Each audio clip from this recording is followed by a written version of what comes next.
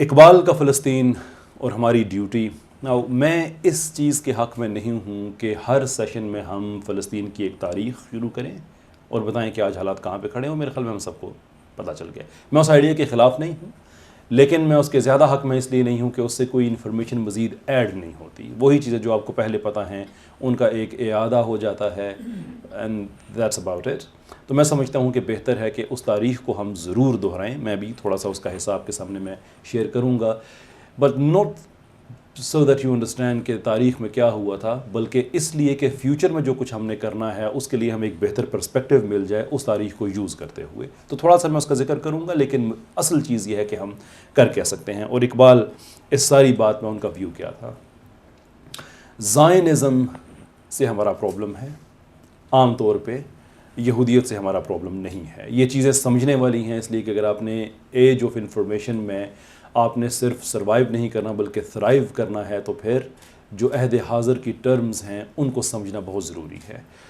بہت سے لوگ ہیں وہ قرآن کے حوالے سے کہہ دیتے ہیں کہ دیکھیں قرآن میں تو ان کا ایسے ذکر ہوا ہے ویسے. یہ شور سورہ بقرہ میں اللہ تعالیٰ نے کئی آیات میں لگ بھگ 25-30 آیات میں ایک کہانی ان کی بیان کی کہ آپ لوگوں پہ کیا کرم کیے گئے اور آپ لوگوں نے کیا کیا. انبیاء کو قتل کیا، آپ لوگوں پہ من و سلوہ اتارا گیا، آپ نے کفران نعمت کیا، and so forth. And somehow we think کہ آج جو دنیا میں یہودی ہے یہ بھی عذاب کے لائق ہے، اس لیے کہ قرآن نے ان یہودیوں کو ایڈریس کیا تھا. کہ حالانکہ اللہ تعالیٰ نے تو کہا ہے کہ ہر جان اپنا بوجھ خود اٹھائے گی، ہم کوئی ججمنٹ اپلائی نہیں کر سکتے آج کے کسی یہودی پہ بیسڈ آن کے انہوں نے، وہ جو بنی اسرائیل کے لوگ تھے انہوں نے کیا کیا تھا. تو ہمارا کوئی پرابلم نہیں ہے، یہ بات ہم کلیئرٹی کے ساتھ کہنا چاہتے ہیں. ہمارا پرابلم زائنزم یعنی کہ صہیونیت کے ساتھ ہے، یہودیت کے ساتھ نہیں ہے. So we need to understand this point, that's very important point. واقعہ یوں ہوتا ہے کہ اہل یہود پہ ظلم و ستم کوئی نئی چیز نہیں ہے. یہ تاریخی طور پہ آپ کو ملے گا کہ دنیا میں تقریباً ہر جگہ پہ ہی جہاں جہاں یہ تھے ان پہ مظالم ڈھائے گئے. کوئی 110 سے 111 مرتبہ کی تاریخ تو ریکارڈڈ ہے کہ ان کو مختلف ملکوں سے نکال باہر کیا، جو بھی اس زمانے کی جو سیاسی طاقتیں تھیں. آخری میجر ایپیسوڈ اسرائیل کے قیام کی جو کوششیں ہوئی ہیں وہ رشیا میں ان پہ جو مظالم کا باب تھا وہ چل رہا تھا، جس کے لیے ویانا میں یہ ایک فکری تحریک سٹارٹ ہوتی ہے کہ اب بہت ہو گئی ہے، یہودیوں پہ جو مظالم ڈھائے جا رہے ہیں، ایک ملک بننا چاہیے. اچھا، یہاں سے صہیونیت اور یہودیت میں ایک فرق بھی آ جاتا ہے، کیونکہ ہسٹوریکلی اسپیکنگ جو یہودی ایون آج بھی جو آرتھوڈاکس جیوز ہیں وہ یہ سمجھتے ہیں کہ خدا کا یہ فیصلہ ہے کہ قیامت تک یہودی اپنے لیے خود دیس نہیں بنا سکتا. ان کے لیے بنایا جائے گا وہ ایک اور چیز ہے، لیکن وہ خود کوئی سیاسی جدوجہد سے ملک نہیں بنا سکتے. یہ ویانا سے اٹھا ہوا آئیڈیا یہ اس یہودی ہسٹوریکل نیریٹو سے ایک ڈپارچر تھا کہ نہیں اب ہمیں بنانا چاہیے. کہاں بنانا چاہیے؟ بہت سے آئیڈیاز آئے. کسی نے کہا کہ ساؤتھ امریکہ میں بہت سی زمین خالی پڑی ہے وہاں بنا لیں، کسی نے کہا کہ یوگینڈا کے آس پاس زمین خالی پڑی ہے وہاں بنا لیں. لیکن ایک ببلیکل ویو کہ یہاں پہ یہودیوں نے واپس آ کے بسنا ہے، جس کو بنیادی طور پہ زائنزم کہا جاتا ہے. زائن اس ٹرم اس کے لیے بائبل نے استعمال کی تو جو اس کا جو انگلش ٹرانسلیشن بنتا ہے کہ یہاں پہ وہ ملک بننا چاہیے. پھر کہانی آگے چلتی ہے. یہ 1880 کے لگ بھگ کی کہانی ہے. 1917 میں پہلی جنگ عظیم کے دوران بالفور جو کہ برٹش فورن سیکرٹری تھے، ان کی روتھسچائلڈ فیملی کے ساتھ ایک گفتگو ہوتی ہے لیونل روتھسچائلڈ سے، اور وہ وعدہ کرتے ہیں کہ یہودیوں کے لیے ہم وطن بنائیں گے. اس کے بعد پھر جنگ ختم ہوتی ہے. 1918 میں خلافت عثمانیہ ختم ہو جاتی ہے. خلافت عثمانیہ کے بہت سے علاقے مال غنیمت کے طور پہ تقسیم ہو جاتے ہیں. نارتھ افریقہ فرانس کے حصے میں چلا جاتا ہے. مڈل ایسٹ، عراق، موجودہ فلسطین یہ برطانیہ کے حصے میں آ جاتا ہے. یہ 1920 کی بات ہے، اور وہاں پہ ایک آکوپیشن گورنمنٹ آ جاتی ہے برطانیہ کی، جس کو 1922 میں برٹش مینڈیٹ ملتا ہے، جو لیگ آف نیشن اس زمانے میں تھی، جو یونائٹڈ نیشن سے پہلے کی جو ادارہ تھا دنیا کے آرڈرز کو مینٹین کرنے کے لیے. انہوں نے برٹش مینڈیٹ بھی دے دیا 1922 میں. اس سے 2 سال پہلے یہ اللیگل حکومت وہاں پہ قائم تھی، جو کہ مال غنیمت کے طور پہ جنہوں نے اس سارے علاقے کو لیا ہوا تھا. ٹرانس جورڈن کا آئیڈیا لے کے آئے کہ وہاں پہ بھی یہ سارے کا سارا جہاں پہ آج جورڈن ہے، یہ فلسطین ٹرانس جورڈن کا یہ سارے کا سارا ایریا ان کے نزدیک یہ ایک یہودی مملکت بننا تھا. 1920 سے لے کر 1948 تک یہ ایک لمبا سفر رہا، جس میں بڑی تعداد میں یہودیوں کو وہاں پہ آباد کیا گیا. کئی اس میں دہشت گرد تنظیمیں سامنے آئی، مثال کے طور پہ ہاگنا سامنے آئی، ارگوین سامنے آئی، لیخی سامنے آئی. یہ وہ تنظیمیں تھیں کہ جو مسلمانوں کے خلاف تھیں اور برطانیہ کے بھی خلاف تھیں، کیونکہ ان کا خیال یہ تھا کہ برطانیہ اپنا وعدہ پورا نہیں کر رہا ہے، وچ از دا ریزن کہ وہاں پہ جو کنگ ڈیوڈ ہوٹل جو کہ آج بھی موجود ہے اس پہ حملہ کیا تھا ارگوین نے، اور ارگوین نے حملہ کیا تھا سلطنت برطانیہ پہ. اور کوئی ایک دفعہ نہیں کیا تھا، 2 دفعہ نہیں کیا تھا، بہت دفعہ حملے کیے تھے، دہشت گردی کرتے تھے، بم بلاسٹ کرتے تھے. بہرحال چونکہ ہم اس کی بڑی تفصیل میں نہیں جا رہے، تاریخ میں مختصراً آگے بڑھ رہے ہیں، تو اسی تھیم کو کنٹینیو کرتے ہوئے 1948 میں 1947 کے ٹورڈز اینڈ یو کے نے یہ فیصلہ کیا کہ بھائی یہ ہم دے دیتے ہیں یونائٹڈ نیشنز کو، جو اس وقت بن چکی تھی کہ یہ آکوپیشن پروجیکٹ ہے، یہ اب یونائٹڈ نیشنز جانے اور ان کا کام جانے. یونائٹڈ نیشنز نے پھر 1948 میں ایک پارٹیشن پلان دیا جس کو فلسطینیوں نے ریجیکٹ کیا اس لیے کہ اس پارٹیشن پلان کے مطابق 33% آبادی وہاں پہ یہودیوں کی تھی، اور یہ نیٹو یہودی نے تھے، یہ بات یاد رکھیں. وہاں پہ جو نیٹو یہودی تھے ان کی آبادی تقریباً 10% تھی، جو موجودہ فلسطین ہے، میں اس کی بات کر رہا ہوں جس کے اندر اسرائیل کریٹ کیا گیا ہے.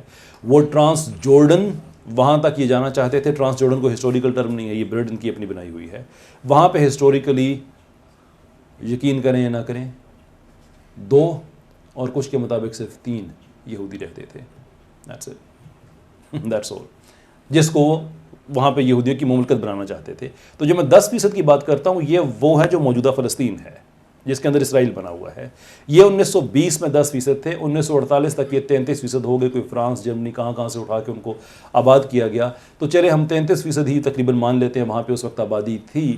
لیکن فلسطینیوں نے، عربوں نے پارٹیشن پلان کو اس لیے ریجیکٹ کیا کہ 33% لوگوں کو 55% زمین دی جا رہی تھی، جس میں جافا سے لے کر حائفہ تک جو کوسٹل لائن ہے وہ بھی ان کے حصے، زرعی زمین بھی ان کے حصے.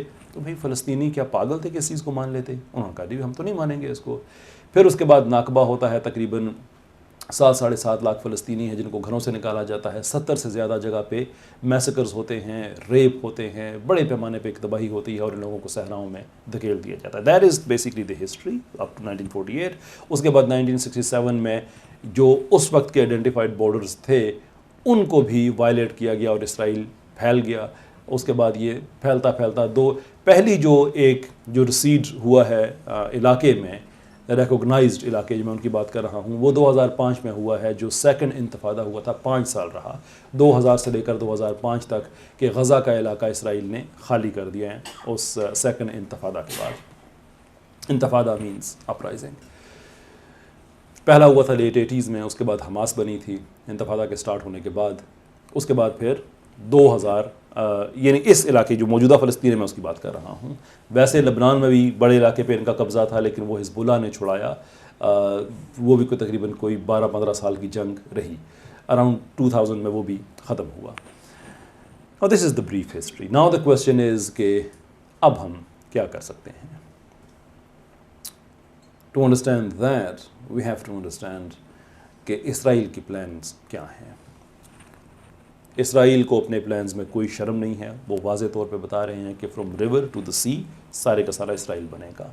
نیتن یاہو نے یونائٹڈ نیشنز میں جو میپ پروڈیوس کیا ہے اس میپ میں فلسطین کا کہیں ذکر نہیں ہے، بلکہ اردن کے بارڈر سے لے کر غزہ کی پٹی تک یہ سارے کا سارا، غزہ اس کے اندر ہے، یہ سارے کا سارا اس نے اسرائیل کا ایک میپ انہوں نے دیا ہے. کیونکہ وہ یہ سمجھتے ہیں کہ یہ علاقہ اسرائیل کا علاقہ ہے، اور وہ اس لیے اس کو اہمیت نہیں دیتے. یاد رکھیں کہ غزہ کی کوئی اسٹریٹجک اہمیت اسرائیل کے لیے نہیں ہے. یہ چیز ہمیں ذہن میں رکھنی چاہیے. غزہ وہ چھوڑ بھی دے تو انہیں مسئلہ نہیں ہے، اس پہ قبضہ بھی کر لے تو انہیں کوئی مسئلہ نہیں ہے. کہ مسئلہ یہ ہے کہ وہ ایک اس طرح سے اپنا اثر چاہتے ہیں کہ ایک طرف بیت المقدس کا علاقہ ان کے قبضے میں رہے اور دوسری طرف بحیرہ احمر، ریڈ سی، یہ اسٹریٹجک قبضہ ان کا اس پہ ہو جائے، کیونکہ یہ پانی کا وہ حصہ ہے جو مکہ اور مدینہ دونوں سے ہی دور نہیں ہے. That is the important part. یہی وجہ ہے کہ ایریٹریا جو کہ ایک انسگنیفیکنٹ ملک ہے اسرائیل کے لیے، لیکن ایریٹریا کے لوگوں کو انہوں نے سیاسی پناہ بھی دی. اس سال پہلے کچھ ہنگامے وغیرہ بھی ہوئے, کچھ لوگوں کو انہوں نے ڈپورٹ بھی کیا, لیکن پھر بھی سیاسی پناہ دینے کے حق میں ہیں. کیوں؟ اس لیے کہ ایریٹریا وہ علاقہ ہے جو آلموسٹ سعودی عرب اور یمن کا جو بارڈر ہے تقریباً اس کے سامنے ہی آتا ہے, اور یہاں سے وہ سمندر گزرتا ہے جو آل دا وے ایلات کی بندرگاہ تک جاتا ہے. ایلات کی بندرگاہ اسرائیلی بندرگاہ ہے. تو اگر آپ آلموسٹ ایل کو اگر آپ الٹا لکھتے ہیں یا 7 کو آپ الٹا کر لیں اگر مثال کے طور پہ, تو یہ شیپ تقریباً ایسے بنتی ہے کہ ادھر ایلات جو سعودی عرب تبوک سے اتنا دور نہیں ہے, اور وہاں سے پھر آپ مین سٹریم بحر عرب میں آپ اتر آتے ہیں, وہاں پہ آپ کا قبضہ ہے, تو پھر مکہ اور مدینہ دونوں آپ کے لٹرلی آپ کی جو فائرنگ رینج ہے اس کے اندر آ جاتے ہیں. That is the actual game plan. لیکن اس کے لیے ضروری ہے کہ اسرائیل کے اندر ایسا امن ہو کہ ریزسٹنس ختم ہوئے, ویسٹ بینک میں ختم ہو جائے, غزہ میں ختم ہو جائے, تو ان لوگوں کو صحرائے سینا سینائی میں آپ لوگ ان کو دھکیل دیں تاکہ ہماری یہ انٹرنل ریزسٹنس ختم ہو جاتی ہے. تو پھر ہمارا جو اصل کام ہے 3 مقدس عبادت گاہیں وہ ڈائریکٹ ہمارے زیر تسلط آ جاتی ہیں, یا ایٹ لیسٹ ہماری فائرنگ رینج میں آ جاتی ہے. ایک آلریڈی ان کے پاس ہے بیت المقدس, مکہ اور مدینہ یہ دونوں اس ایریٹریا کی بندرگاہ کے ذریعے ان کے پاس آ جاتی ہیں. So this is what they want to do. ہمارا کیا کام ہے؟ اور ہمارا کام ہے کہ 3 چیزیں اگر ہم اچیو کر لیتے ہیں تو ہم ایک بڑی پاورفل ریزسٹنس ڈیولپ کر سکتے ہیں. نمبر 1, سوشل میڈیا کی پاور. لوگ اس کو بڑا ہلکا لیتے ہیں, بہت ہی ہلکا لیتے ہیں کہ یار ایک ہیش ٹیگ پہ آپ نے ایک چیز شیئر کر دی تو کیا فرق پڑے گا. People don't know what they are talking about, کہ اس کا کیا فرق پڑتا ہے. ویسٹ میں کوئی آدمی آپ کو فری میں کوئی چیز نہیں دیتا. نو ون ڈز دیٹ. لٹرلی ایک باپ اور بیٹا بھی اگر کافی لینے جاتے ہیں تو اپنے اپنے حصے کے پیسے دیتے ہیں. میں 23 سال وہاں پہ رہا ہوں, میں آپ کو سنی سنائی بات نہیں بتا رہا, میں وہاں پہ جوان ہوا ہوں, میں نے اپنی جوانی کے ڈھلتے ہوئے دن وہاں پہ دیکھے ہیں. وہ سیکھنے کی جتنی بھی عمر ہوتی ہے وہ تقریباً میری ساری کی سارا وہاں پہ گزری, اور میں ان لوگوں کے ساتھ فیکٹریوں میں مزدوریاں کر کے, میں ٹیکسی ڈرائیور رہا ہوں. میں کوئی ایسی بات نہیں کر رہا کہ وہاں پہ ایک لیڈ کلچر کے ساتھ جیسے یہاں ہمارے ڈپلومیٹس جاتے ہیں, ہمارے ایکڈیمکس جاتے ہیں, 4 دن وہاں کی یونیورسٹیوں میں گئے, پارلیمنٹ ہاؤس گئے, واپس آ گئے. No, I am talking about the actual real Europe, the west. وہاں پہ کوئی فری چیز دینے کا کوئی کانسیپٹ نہیں ہے. محاورے ہوتے ہیں نا, کلچر کو ریفلیکٹ کرتے ہیں. تو محاورہ وہاں کا کہ there is no such thing as free lunch, وہ اس کلچر کو ریفلیکٹ کر رہا ہے کہ اگر آپ نے کسی کو فری لنچ دیا ہے نا تو پیچھے کوئی مقصد ہوگا. دین آسک کہ اسی کلچر سے پاورفل سوشل میڈیا کے پلیٹ فارمز کریٹ ہوتے ہیں, جس میں فیس بک ہے, جس میں ایکس ہے, جس میں انسٹاگرام ہے. یہ سارے کے سارے بنا کے وہ آپ کو فری میں دے دیتے ہیں یوز کرنے کے لیے. وائی؟ 17 بلین فیس بک نے ایکوائر اس کو انسٹاگرام کو ایکوائر کرنے کے لیے $17 بلین اپنے پلے سے دے دیے, اور 17 بلین لگا کے آپ کو فری میں دے دیا. کیوں؟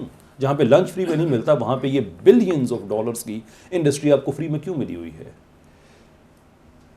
اگر آپ کو یہ سمجھ آ جائے تو آپ کو سمجھ آ جائے گا کہ ہیش ٹیگ کی طاقت کیا ہوتی ہے.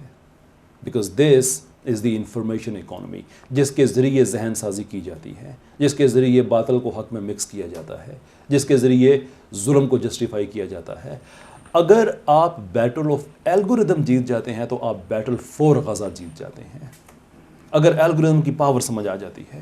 میں آپ کو 2-3 مثالیں دے دیتا ہوں کہ پوری دنیا میں اسرائیل کے خلاف جو ایک ریزسٹنس ڈیولپ ہوئی, صرف مسلمان ملکوں میں نہیں, غیر مسلم ملکوں میں, لیفٹ کے ملکوں میں, اس کا فرق یہ پڑا کہ وہاں کی حکومتیں بیک فٹ پہ چلی گئیں کہ اب اسرائیل کو ہم اس طرح سے سپورٹ نہیں کر سکتے.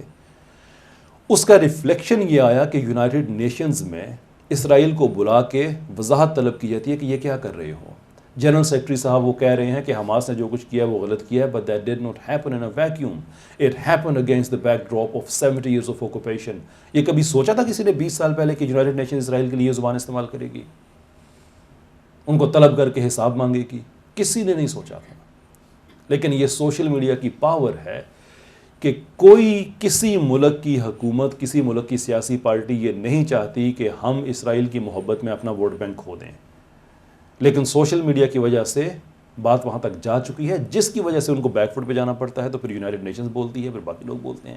سو نمبر 1 کہ یہ سوشل میڈیا پہ یہ بیٹل ہماری ختم نہیں ہونی چاہیے. لیکن اس کا مطلب صرف یہ نہیں ہے کہ ہم ہیش ٹیگ کرتے رہیں اور بس، وہ بڑا ضروری کام ہے، اس میں کوئی شک نہیں ہے. لیکن ان ایڈیشن ٹو دیٹ ہمارے مسلمان بچوں کو ویل اکوپڈ ہونا چاہیے کمیونٹی نوٹس، پرٹیکولرلی جو ٹویٹر ہے میں اس کی بات کر رہا ہوں، یا وچ از ناؤ ایکس، کہ کمیونٹی نوٹس پہ آپ کیوں چھائے ہوئے ہونے چاہیے. 5 سٹیجز ہیں، ان 5 سٹیجز پہ خود کو آپ پاس کریں اور اس کے بعد پھر آپ ریڈرز کو ٹیکسٹ دینے کے قابل ہو جاتے ہیں. کمیونٹی نوٹس ہوتے ہیں کہ اگر کسی نے کوئی خبر دی ہے تو نیچے ریڈرز بتا سکتے ہیں کہ یہ خبر سچی ہے یا خبر جھوٹی ہے. ریڈرز کانٹیکسٹ بتاتے ہیں. ہمارے مسلمان لوگ بڑے کم ہیں اس پہ. ابھی جتنی بھی ڈیبنکنگ ہو رہی ہے اسرائیل کی، ان کی جھوٹی خبروں کی، بھلے وہ 40 بیہیڈڈ بیبیز ہوں یا عورتوں کے ریپ ہوں یا کیا ہو، وہ سارا تو نہیں کہوں گا، موسٹلی جو نان مسلمس ہیں وہ کر رہے ہیں. تو اس کو ہم نے جاب کی طرح دیکھنا ہے کہ ہم جتنے لوگ انیبل کے لیے ہم کہ اسرائیل ایک غلط خبر آتی ہے تو نیچے ہمارے لوگ بیٹھے ہوں جو کہ کانٹیکٹ ایڈ کریں اور بتائیں کہ آپ نے، اور وہ خبریں ان کے اندر سے آ رہی ہیں. گرے زون نے اسرائیلی میڈیا کو کوٹ کرتے ہوئے اسرائیل کے ایک کلیم کو ڈیبنک کیا، جنہوں نے انویسٹیگیشن کی. 40 بیہیڈڈ بیبیز نہیں ہیں. حماس نے جا کے وہاں پہ جگہ جگہ قتل عام کیا، جھوٹ ثابت ہوا. ان کے اپنے اپیچی کے ہیلی کاپٹرز کے جو اپیچی ہیلی کاپٹرز کے فائٹر پائلٹس ہیں وہ بتا رہے ہیں کہ ہمیں نہیں سمجھ آ رہی تھی کہ یہاں پہ حماس والا کون ہے اور ہمارا اپنا بندہ کون سا ہے، تو ہم نے انڈسکرمنیٹلی اوپر سے فائر کیا. عینی شاہدین بتا رہے ہیں کہ کراس فائر میں اسرائیلی آرمی کی گولیوں سے ہمارے لوگ مرے ہیں. امیجن کریں کہ ادھر اسرائیل کی طرف سے خبر آ رہی ہو کہ حماس نے یہ کیا ہے اور نیچے کمیونٹی نوٹس کی بھرمار ہو گیا، آپ جھوٹ بول رہے ہیں. یہ جنگ دوبارہ سے ہم جیت جاتے ہیں. اب اس کا ایک اثر ہوتا ہے. وہ اثر کیا ہوتا ہے؟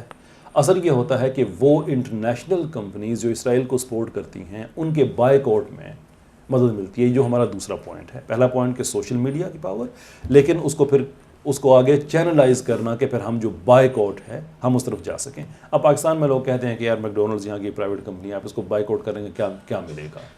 یو ہیو نو آئیڈیا کہ آپ کو کیا ملے گا. جو لوگ ایسی باتیں کرتے ہیں ان کو سمجھ ہی نہیں ہے انٹرنیشنل ریلیشنز کیسے کام کرتے ہیں. آپ ایک ملک میں میکڈونلڈز کو فیل کریں گے تو آپ دنیا کے 10 ملکوں میں جہاں پہ انویسٹر سوچ رہے ہیں کہ ہم فرینچائز لیں، آپ ان کو روک دیتے ہیں کہ کل اگر لوگ ہمارے خلاف ہوں گے تو ہمارا پیسہ رک جائے گا، ہمارا پیسہ ڈوب جائے گا. میکڈونلڈز کی فرینچائز لینا آسان کام نہیں ہے. کارفور یہاں لاہور میں بھی ہے. آپ بائیکاٹ کریں اس کا، آپ 10 ملکوں میں آپ وہاں پہ لوگوں کو سوچنے میں مجبور کر دیں گے کہ یہ ہم بزنس کریں یا نہ کریں ان سے. That is the power of it. H P Israeli military کو I T infrastructure H P والے دیتے ہیں. پاکستان میں ہیں، اناؤنس کر دے پاکستان کا بزنس مین کہ ہمارے بزنس میں ایچ پی والے نہیں نظر آئیں گے. ایچ پی کے ساتھ وہی ہوگا جو یو کے میں ہو رہا ہے. میں اگین یو کے میں خود رہ کے دیکھا ہے کہ سارا سال تقریباً ایچ پی پہ سیل لگی رہتی تھی. لوگ نہیں لیتے تھے، بی ڈی ایس کی وجہ سے نہیں لیتے تھے. اس کا ایک پاورفل امپیکٹ ہے. میں ہر آدمی کو ریکمینڈ کرتا ہوں کہ بی ڈی ایس کا ممبر بنے، انفارمیشن ان سے لے. وہ آپ کو بتائیں گے کہ آپ کے ملک میں یا آپ کے علاقے میں کون کون سی ایسی کمپنیز ہیں جن کو آپ نے بائک آؤٹ کرنا ہے. Let me give you just one example. Veolia water جو کہ اسرائیلیوں کے لیے، ان کی ملٹری کے لیے، آکوپیشنز فورسز جو ہیں ان کے لیے سہولت کاری کا کام کر رہی تھی. یو کے میں بہت بڑی کمپنی تھی جو کہ پرائیویٹ گھروں میں، آفیسز میں پانی پہنچاتی تھی. بی ڈی ایس نے کمپین سٹارٹ کی، لوگوں نے رسپونڈ کیا. $20 بلین کا ان کو جب نقصان ہوا تو انہوں نے ڈائیویسٹ کر دیا. B D S is all about divestments, right? B barring D divestment is sanctions. وہ چاہتے ہیں کہ دنیا میں وہ کمپنیاں جو اسرائیل کے ساتھ کام کر رہی ہیں آئدر ان پہ پابندی لگے یا وہ ڈائیویسٹمنٹ کریں، وہاں سے اپنی انویسٹمنٹ کو نکالیں، اور وہ اسرائیل سے نکالتے ہیں. G4S number of other companies جو ان کے ساتھ کام کر رہی ہیں، آپ ان کی ویب سائٹ پہ جائیں، ان کے ممبر بنیں، آپ کو روٹین میں انفارمیشن ملے گی. آپ بغیر گن اٹھائے فلسطین کے لیے جنگ جیت سکتے ہیں. یہ ہمارا دوسرا کام ہے. تیسرا، اور شاید ان دونوں کاموں سے زیادہ ضروری کام ہے، وہ یہ کہ پاکستان کے اندر ریزسٹنس ڈیولپ کرے. پاکستان میں جو ماحول بنا دیا گیا ہے، اور ریزسٹنس سے میری مراد یہ نہیں ہے کہ آپ تشدد پہ جائیں. تشدد پہ وہ آدمی جاتا ہے جو بے بس ہوتا ہے. ہم بے بس نہیں ہیں، ہم میجورٹی ہیں پاکستان میں. بھلے اوپریسڈ ہی صحیح، لیکن میجورٹی ہیں. ہمیں تشدد پہ جانے کی ضرورت نہیں ہے. یہ جو ایونٹ آج یہاں پہ ہو رہا ہے، اس طرح کے کئی ایونٹس ہیں جو کینسل کیے جا چکے ہیں. بڑی ریلیز ہوتی ہیں, ادھر سے گورنمنٹ کی طرف سے اعلان آ جاتا ہے او اسموگ ہے, ایکچولی سب کچھ بند ہے. آج بھی جیسے انہوں نے کیا ہوا, لیکن اب تو خیر اس ٹائم سے باہر نکل آئے ہیں. لاسٹ ٹائم ہم نے کرنا تھا, ہم نے قانون نہیں توڑا, دیٹس ون تھنگ. لیکن ہم پیسفلی ہم یہ ریزسٹنس جاری رکھیں گے کہ آپ کا لاہور ہے کا ایونٹ ہو رہا ہو تو اسموگ کچھ نہیں کہتی, ناچ گانا چل رہا ہو تو اسموگ کچھ نہیں کہتی. غزہ کے لیے باہر نکلیں تو اچانک آپ کو یاد آ جاتا ہے کہ شہریوں کی صحت بڑی امپورٹنٹ ہے. یہ سب بہانے بازی ہے. آپ کا وہ بڑا کنسرٹ میوزک کا اسلام آباد میں ہو رہا ہو تو کوئی مسئلہ نہیں ہے. غزہ کے لیے ریلی نکلی تو ایک رات پہلے بھی لوگوں کو اٹھایا جا رہا تھا. یہ ریزسٹنس ہم نے پاکستان میں ڈیولپ کرنی ہے, پیسفلی کرنی ہے, ڈیموکریٹکلی کرنی ہے, کیونکہ الیکشن جب بھی ہوگا, آئی ڈونٹ نو کب ہوگا, لیکن جب بھی ہوگا یہ باتیں ہمیں یاد رہنی چاہیے کہ اگر ہماری حکومت ہمارے لیے نہیں بول سکتی ہے تو اس حکومت کو, جو بھی پارٹی کی ہو, اس کو ہم یہ اجازت نہیں دے سکتے کہ آپ دوسروں کے ایجنٹ بن کے ان کے رولز کو ہمارے منہ پہ ملنا شروع کر دیں. when you speak up they listen. بار بار تجربہ کر چکے, میں کوئی جذباتی بات نہیں کر رہا آپ سے. ڈومیسٹک وائلنس ایکٹ پہ یہی ہوا, ٹرانسجنڈر ایکٹ پہ یہی ہوا کہ جب لوگ کھڑے ہوئے تو حکومتوں کو بیک فٹ پہ جانا پڑا.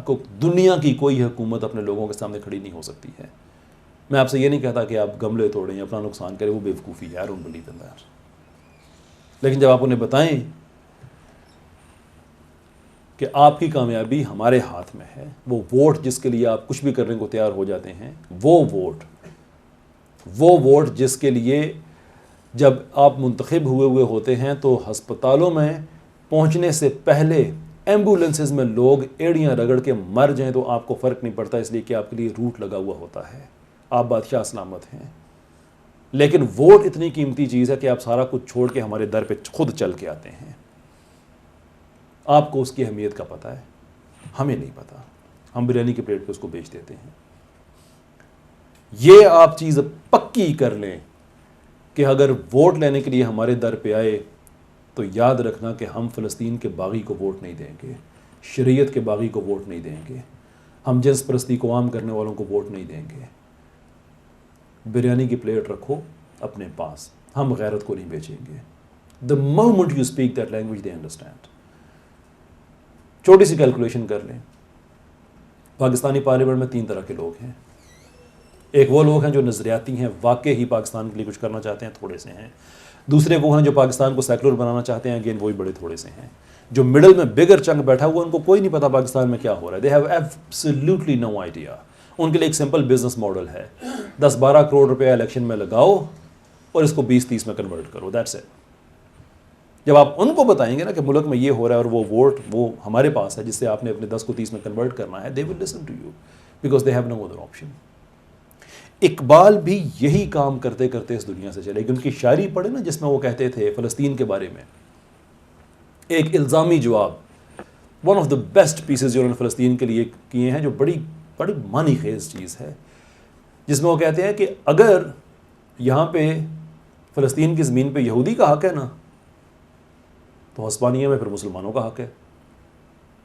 وہ یہ نہیں کہہ رہے اصل میں, یہ بادی نظر میں یہ شعر ایسا لگتا ہے کہ شاید وہ یہ کہہ رہے ہیں کہ نہیں اسپین ہمیں دوبارہ دے دو, نہیں, وہ یہ کہتے ہیں کہ تم یہ کہتے ہو کہ اسپین پہ تم مسلمانوں کا کوئی حق نہیں تھا. Okay, that's a good argument. Academia کی دنیا میں اس آرگومنٹ کو انٹرٹین کیا جا سکتا ہے کہ تم یہ کہتے ہو کہ اسپین کی زمین پہ مسلمانوں کا کوئی حق نہیں تھا اس لیے کہ کنیکشن کوئی نہیں تھا. تو یہ جن کو لا کے بسا رہے ہو ان کا بھی کوئی کنیکشن نہیں ہے, کوئی کنیکشن نہیں ہے اس کا اس زمین سے. 2000 سال پہلے کیا ہوا, اور تمہارے نظریات یہ ہے نا کہ تمہارا مذہب جو کہتا ہے وہ تم پہ بائنڈنگ ہے, کسی اور پہ بائنڈنگ نہیں ہے. آج بھی پاکستان کا سیکولر یہی کہتا ہے نا کہ اپنے مذہب کو اپنے پاس رکھو, جو اسلام نے تمہیں احکام دیے ہیں وہ تمہارے لیے, ہمارے لیے نہیں ہے. اوکے, اسی آرگومنٹ کو انٹرٹین کر کے دیکھ لو کہ تمہاری اگر ریلیجن نے یہ کہا ہے کہ تم نے یہاں پہ بسنا ہے تو وہ تمہارے لیے ہے نا بھائی, اس کے لیے کسی اور کے بچے کو کیوں مار رہے ہو؟ اب نہیں تمہیں وہ جگہ تمہارے لیے مل رہی تو بات ختم, تم اپنے مذہب کو دوسرے پہ امپوز کرو گے. یس, ریشنل آرگومنٹ, کوئی جذباتی بات میں نہیں کر رہا. اقبال اسی چیز پہ, وہ تو کہتے تھے کہ میں تو چھوڑ کے میں دوبارہ سے میں جانا چاہتا ہوں دنیا کی انٹرنیشنل کانفرنس میں جانا چاہتا ہوں, بیکاز ہی انڈرسٹوڈ کہ فلسطین کے ساتھ جو ہو رہا ہے وہ ٹھیک نہیں ہو رہا ہے, وچ از دا ریزن کہ جو پیل کمیشن رپورٹ 1936 میں جس میں بٹوارے کی بات کی گئی تھی, بغیر آئیڈینٹیفائی کیے کہ کون سی زمین کہاں پہ جائے گی, صرف یہ آئیڈیا تھا کہ بٹوارہ کیا جائے گا, اس پہ فلسطینیوں نے جو کلیم کیا, جو جواب دیا تھا کہ نہیں بھائی یہ غلط ہے, اقبال اس کے ساتھ کھڑے ہوئے تھے کہ کس بیس پہ یہ زمین ہم آپ کو دے دیں, کون سی ایسی بیس ہے. اور بہت سے لوگ پاکستان میں بھی ایسے ہیں جو کہتے ہیں یار اگر کر دیتے نا وہ اس وقت 1948 میں بات مان جاتے تو ٹھیک تھا. میں ان سے پوچھنا چاہتا ہوں کہ آپ اپنا 5 مرلے کا پلاٹ کسی کو قبضہ نہیں کرنے دیتے, اپنے لیے معیار کیوں اور ہے؟ اور بیچ میں کچھ ایسے بیوقوف بھی ہیں جو کہتے ہیں کہ یار اگر پاکستان بن گیا تو وہاں پہ اسرائیل بن گیا تو کیا مسئلہ ہے. میں بتاتا ہوں کیا مسئلہ ہے. ہم کوئی باہر سے آ کے ہندوستان میں آئے ہوئے لوگ نہیں ہیں جو اچانک آ جائے. ویسے بھی تیسری چوتھی نسل کے بعد تو اب ویسے ہی انڈیجنس پاپولیشن میں شمار کیے جاتے ہیں نا. میں راجپوت ہوں, ہندو میتھولوجی کے مطابق میں چندر ونشی راجپوت ہوں. میں اس میتھولوجی کو مانتا نہیں ہوں لیکن اس کی ایک ہسٹوریکل روٹ تو پائی جاتی ہے. میں وہ راجپوت ہوں, مینز کہ میں جرمنی سے اٹھ کے نہیں آیا ہوا, فرانس یا UK سے اٹھ کے نہیں آیا ہوا, افریقہ سے اٹھ کے نہیں آیا ہوا, میں یہاں کا ہوں. تو میں نے اپنی ہی زمین میں لائن کھینچ کے کہا ہے کہ آپ ادھر رہیں ہم ادھر رہیں. اس کو اسرائیل کے ساتھ آپ مت جوڑیں, اس لیے کہ وہاں کے جو لوکل لوگ تھے وہ تو کبھی بھی نہیں چاہتے, آج بھی نہیں چاہتے. میں ریکمینڈ کرتا ہوں ٹویٹر یا وچ از ناؤ ایکس, اس پہ ایک چینل ہے ٹورا جیوز کے نام سے, فالو کریں. وہ آپ کو آج کہتے ہوئے کہتے ہیں کہ یہ ریاست غلط ہے, اور لوگ ان سے کہتے ہیں کہ چلے کیوں نہیں جاتے, تو وہ کہتے ہیں ہم تو نسلوں سے یہاں رہ رہے تھے, جب اسرائیل نہیں تھا ہم رہ رہے تھے, آپ نے آ کے اسرائیل ہم پہ امپوز کر دیا, ہم تو اس کے خلاف ہیں. جو نیٹو پاپولیشن ہے وہاں کی وہ تو کبھی بھی اس کے حق میں نہیں تھی. کوئی کہاں سے اٹھ کے آیا, کوئی کہاں سے اٹھ کے آیا, تو آپ نے اسرائیل بنا دیا. اس کو آپ ایکویٹ کریں پاکستان سے, جو کہ لوکل انڈیجنس لوگوں کی ایک ڈیموکریٹک اسٹرگل تھی. ڈیموکریٹک اسٹرگل تھی, قبضہ نہیں تھا, کوئی مافیا نہیں آیا ہوا تھا. ہمارے پاس کوئی ایرگوین نہیں تھی, ہمارے پاس کوئی لیخی نہیں تھی, ہمارے پاس کوئی ہگانا نہیں تھی. بائی دی وے یہ وہی ہگانا ہے جو 1948 میں IDF بنی, دنیا کی ایک آرمی جو کہ دہشت گرد, انٹرنیشنلی ریکوگنائزڈ دہشت گرد تنظیم تھی, وہ ایک ملٹری بن گئی. ہمارے پاس ایسا کچھ بھی نہیں تھا. ہمارے پاس کیا تھا؟ نعرے تھے, سیاست تھی, الیکشن تھا, یہیں کے لوگ تھے, ایبسولوٹلی اکثریت میں تھے. ان کے پاس کیا تھا؟ وہ کہاں سے اٹھ کے آیا, کہاں سے اٹھ کے آیا, وہ کہاں کی کہیں کی اینٹ, کہیں کا روڑا اکٹھا کر کے لوکل لوگوں کو گھروں سے نکال دیا اور ہمارا اسرائیل بن گیا. یار خدا کو نہیں مانتے, اپنے ایٹمز کا خیال کر لیا کرو.